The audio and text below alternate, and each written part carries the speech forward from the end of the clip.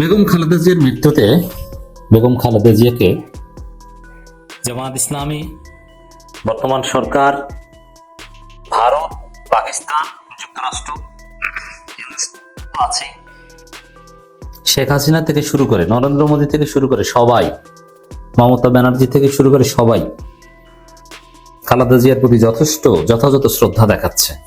পুরো জাতি তাকে রেসপেক্ট করছে, তাকে শ্রদ্ধার সাথে স্মরণ করছে, তাকে অপরাজিত নেত্রী বলছে, আবশ্যিক নেত্রী বলছে। আমাকে যে বিষয়টা অলওয়েজ ইমপ্রেস করে, খালেদা জিয়ার প্রতি আজীবন যে কারণে শ্রদ্ধা থাকবে, তিনি কখনো ইসলামপন্থীদের নিয়ে কোনো নেতিবাচক মন্তব্য করেননি। তিনি কখনো হুজুরদের রাজাকার বলেননি, সাম্প্রদায়িক শক্তি বলেননি, অপশক্তি বলেননি, নিজেকে কখনো প্রগতিশীল, অমুক্তম এইসব হাবিজাবি বলেননি যেগুলো এখন বিএনপি বলে। তিনি ছিলেন পিওর বাংলাদেশি জাতীয়তাবাদ এবং ইসলামী মূল্যবোধে বিশ্বাসী একজন আদর্শ নেত্রী, আদর্শ নারী, আদর্শ মা।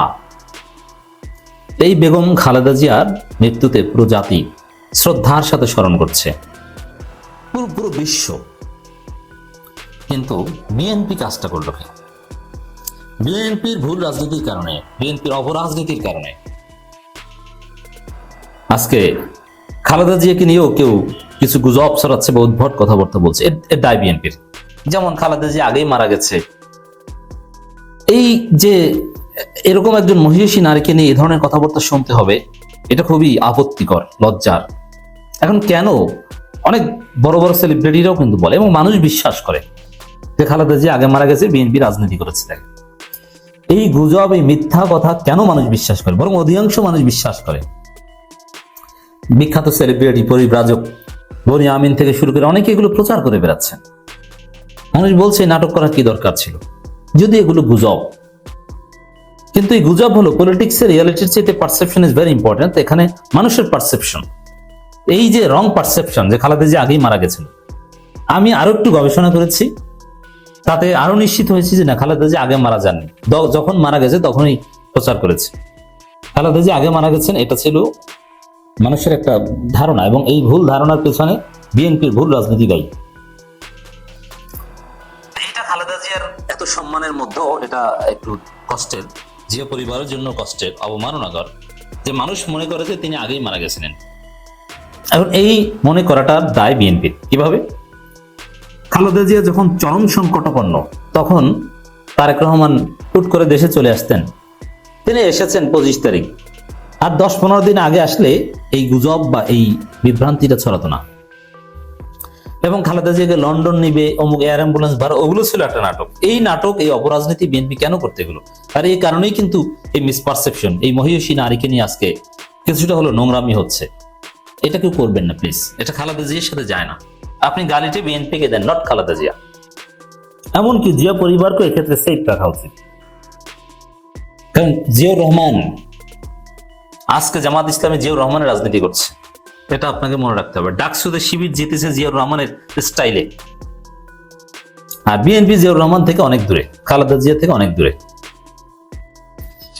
অতএব তারেক রহমানের সময় মতো দেশে না আসা, ভারতকে ম্যানেজ করতে টাইম নেওয়া, অথবা আবার যাতে দেশে ফিরে যেতে পারেন, অথবা যুক্তরাজ্যের নাগরিকত্ব, ব্রিটিশ নাগরিকত্ব নিয়ে জটিলতা এড়ানো, এই সব কাজ করতে যে খালেদা জিয়ার জন্য মায়ের পাশে ঠিক সময় আসতে পারেননি। বিএনপি এই ভুল রাজনীতি করিয়েছে, যার ফলে আজকে এই অবস্থা। দর্শক, খালেদা জিয়ার মৃত্যুতে জামাত ইসলামী সর্বোচ্চ শোক জানিয়েছে, কিন্তু বিএনপির জন্য লজ্জা যে আজকে এই মহিষী নারীকেও যথাযথ সম্মানের জায়গায় তাদের দল থেকে দিতে পারেনি। অপরাজনীতি করতে যে বিতর্কিত হয়েছে তারা, বিএনপি, নট খালেদা জিয়া। কারণ খালেদা জিয়াকে সবাই সম্মান দিয়েছে। বিএনপি চেয়ারপারসনের সাবেক প্রধানমন্ত্রী বেগম খালেদা জিয়ার ইন্তেকালে আমিরে জামাতের গভীর শোক ও সমবেদনা প্রকাশ। সাবেক প্রধানমন্ত্রী বিএনপি চেয়ারপারসন বেগম খালেদা জিয়ার ইন্তেকালে গভীর শোক ও সমবেদনা প্রকাশ করে বাংলাদেশ জামাত ইসলামের আমির ডাক্তার শফিকুর রহমান 30 ডিসেম্বর এক বিবৃতি প্রদান করেছেন। প্রদত্ত শোক বিবৃতিতে তিনি বলেন, সাবেক প্রধানমন্ত্রী বিএনপি চেয়ারপারসন বেগম খালেদা জিয়ার বাংলাদেশের গণতান্ত্রিক আন্দোলন সংগ্রামে গুরুত্বপূর্ণ অবদান রয়েছে। বহুদলীয় গণতন্ত্র পুনঃপ্রতিষ্ঠা, জনগণের ভোটাধিকার এবং স্বৈরাচার বিরোধী আন্দোলনে তার ভূমিকা ইতিহাসে স্মরণীয় হয়ে থাকবে। বলিষ্ঠ নেতৃত্ব ও দৃঢ় রাজনৈতিক অবস্থানের জন্য তিনি দেশের রাজনৈতিক অঙ্গনে একটি স্বতন্ত্র পরিচয় রেখে গেছেন। আধিপত্যবাদ বিরোধী আন্দোলন সংগ্রামে বেগম খালেদা জিয়ার অবদান জাতি শ্রদ্ধার সাথে স্মরণ করবে। আমি তার ইন্তেকালে গভীর শোক ও সমবেদনা প্রকাশ করছি। তো এখানে যে আধিপত্যবাদের বিরুদ্ধে খালেদা জিয়ার সংগ্রাম ছিল, সে আধিপত্যবাদের বিরুদ্ধে বিএনপি এখন ওইভাবে দাঁড়াতে পারছে না।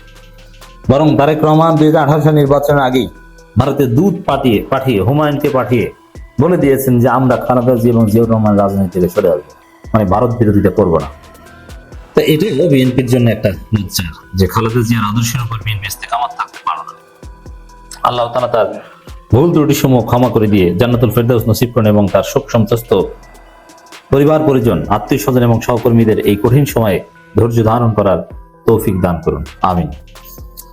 মাননীয় প্রধান উপদেষ্টা জাতির উদ্দেশ্যে ভাষণ দিয়েছেন। এই সরকারের পক্ষ থেকে খালেদা জিয়ার জন্য সম্মান দেখাতে কোনো ঘাটতি নেই। আপনারা জানেন যে 3 দিনের রাষ্ট্রীয় শোক ঘোষণা করা হয়েছে। তার জানাজা দাফন কাফনের জন্য রাষ্ট্রীয় সর্বোচ্চ ব্যবস্থাপনা এবং সিটিং প্রধানমন্ত্রী সিটিং প্রেসিডেন্ট